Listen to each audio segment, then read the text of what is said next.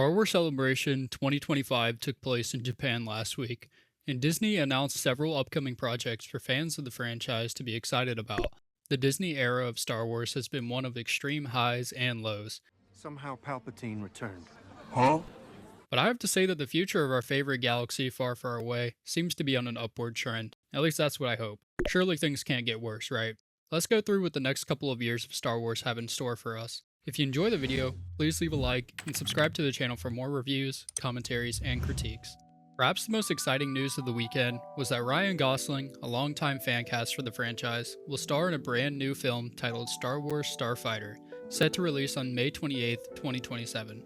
The film, directed by Sean Levy, the man behind last summer's blockbuster film Deadpool and Wolverine, will take place years after the events of Episode 9, The Rise of the Skywalker, and will reportedly be its own standalone adventure, not a continuation on the Skywalker saga. Ryan Gosling is one of my favorite actors. His performance in Blade Runner 2049 shows that he is overly qualified to play a sci-fi badass, and I can't wait for us to hear more details about this project.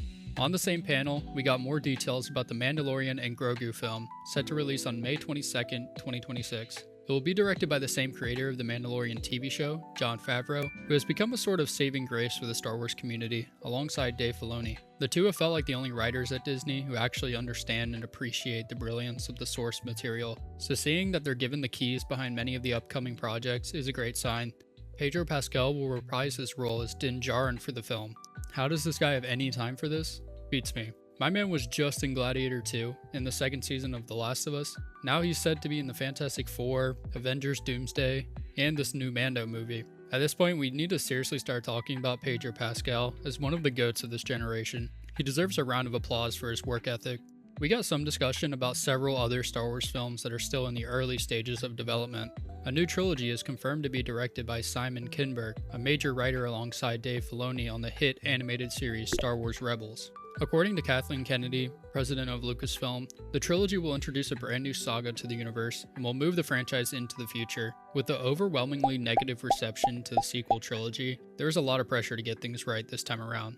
If they don't, I'm not sure Star Wars will ever be able to recover. A few other films that we know almost nothing about are the Dawn of the Jedi movie, directed by James Mangold, a New Republic movie, directed by Dave Filoni, a Rey movie, directed by Charmin Obaid-Chinoy, and a Taika Waititi movie that's still untitled. Hopefully we get more news on all of these as the months go by. Now that's just about everything for the big screen, but there were also a lot of incredible announcements regarding the future of Star Wars television. On April 22nd, Andor Season 2 was released, sparking immense excitement from fans, myself included. Season 1 of Andor was a breath of fresh air amongst the garbage we were receiving at the time. Seeing that a more grounded, slow burn story is being received so highly by the community should be eye-opening for Disney on what they need to target going forward. For many fans, Andor is some of the best Star Wars content we've ever received. I wouldn't go that far, but I do think it's a well-made show and certainly a diamond in the rough in Disney's era of Star Wars. On May 4th, Star Wars Day, another Clone Wars-style animated series, Tales of the Underworld, will release. Continuing the success of Tales of the Jedi and Tales of the Empire, this new installment will advance the stories of fan-favorite characters Cad Bane and Asajj Ventress as they navigate the world under the reign of the Empire. The Clone Wars TV show is my favorite Star Wars content of all time, so whenever a new series in this style is announced, I always feel super optimistic. I hope they never stop, because Disney has really delivered incredible work on the animation side of things since acquiring Lucasfilm.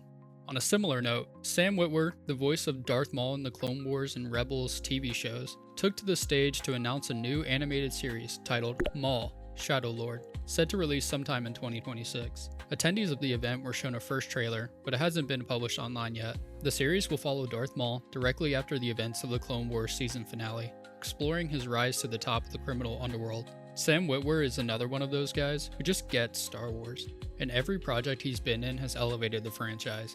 I expect the exact same thing with this series. Star Wars Visions will also release its third season on October 29th of this year. There are 9 new short stories for this installment, created by 7 different animation studios. Some of the anime industry's most prominent companies are taking part this time around, including Wit Studio, most notably known for the first few seasons of Attack on Titan, and David Productions, the studio behind JoJo's Bizarre Adventure. It was also announced that one of the most critically acclaimed shorts from Visions, The Ninth Jedi, will have its own full-fledged series. Last but certainly not least, we got a lot of news on the second season of Ahsoka. Filming will start next week, so we still have a long wait before we get an official release date. Showrunner Dave Filoni and executive producer Jon Favreau took the stage alongside Rosario Dawson and Hayden Christensen to give fans a few snippets of details. Firstly, after the tragic passing of Baylan Skoll's actor Ray Stevenson, it was officially announced that Rory McCann will be taking on the role for Season 2, further adding to the exclusive list of Game of Thrones actors who've also entered the Star Wars universe. Filoni also told the crowd that Admiral Akbar will return to face off against Admiral Thrawn in a battle of strategy. More details will come as production continues, but it's safe to say we are in for a spectacular second season of Ahsoka. Now that wasn't everything that Star Wars Celebration 2025 had to offer, but I tried to deliver all of the significant news from the weekend. The next Star Wars Celebration will take place in 2 years in Los Angeles. Was there anything I missed? What are you most excited about? Comment below your thoughts on the future of Star Wars. Thank you all for watching to the very end. Please like the video if you enjoyed and subscribe to the channel for more.